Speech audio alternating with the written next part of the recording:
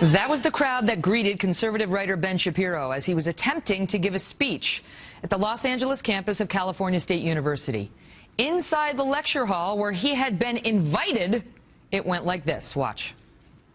Folks, if you're watching on the live stream, the waves of students that you see entering right now are being sneaked in. Because in America in 2016, you have to use the back door if you want to participate in free speech. You get to block the front door if you're a member of the left. And this is how it's written. And there it is, gang. Guess what? You know what? They're not going to stop us.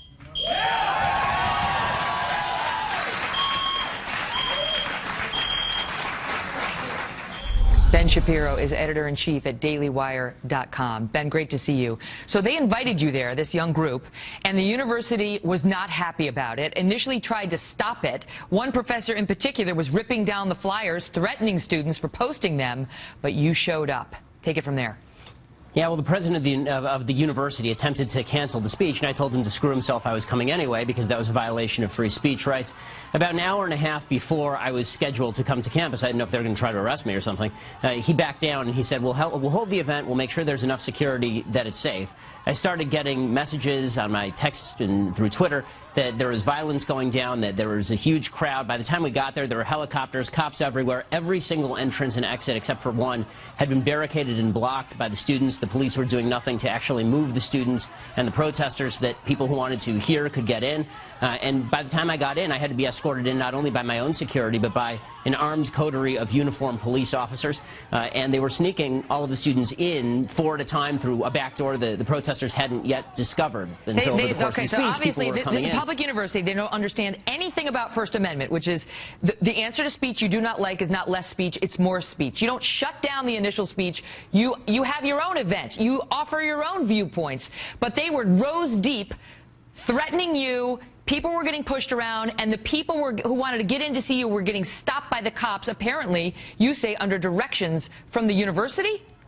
So basically what I say is that the police officers were doing nothing. They've been told by the university to not move any of the protesters who had locked arms and were blocking off the door so nobody could get through. And there's plenty of video on Instagram and YouTube of these people who are attempting to just get in to listen being pushed around by members of the audience who are screaming at them, cursing at them, pushing them, assaulting them. A reporter from Breitbart was assaulted 3 times. A man who was disabled with nerve damage, he was assaulted by folks who were protesting. It truly was the fascist left at work. I take it no apology was forthcoming.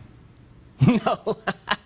No, of course not. The only apology they wanted was an apology from me, and then from the president for allowing me to speak in the first place. Again, I'm a California taxpayer. I pay for all these dolts to go to college here and all these professors to protest and try to tear down flyers. But, you know, this is a blatant violation of free speech principles, and more than that, it's just more evidence that there is a movement within the left, a very hardcore fascist movement within the left to shut down speech that they disagree with and to punish physically people who they don't like. And that's why at the very end I turned to the students and I said, do you want to go out there and confront some of these protesters? And I was told by the police officers, if you do that, there could actually be a riot. They said, we don't have the capacity to protect you or the other students. And I'm talking about 10 uniformed officers at the time who were scheduled to protect me.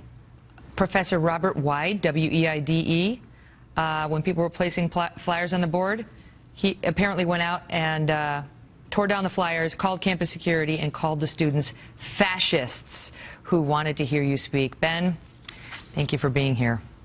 Thanks so much. Taking your thoughts on that. Facebook.com/The Kelly File. Up next.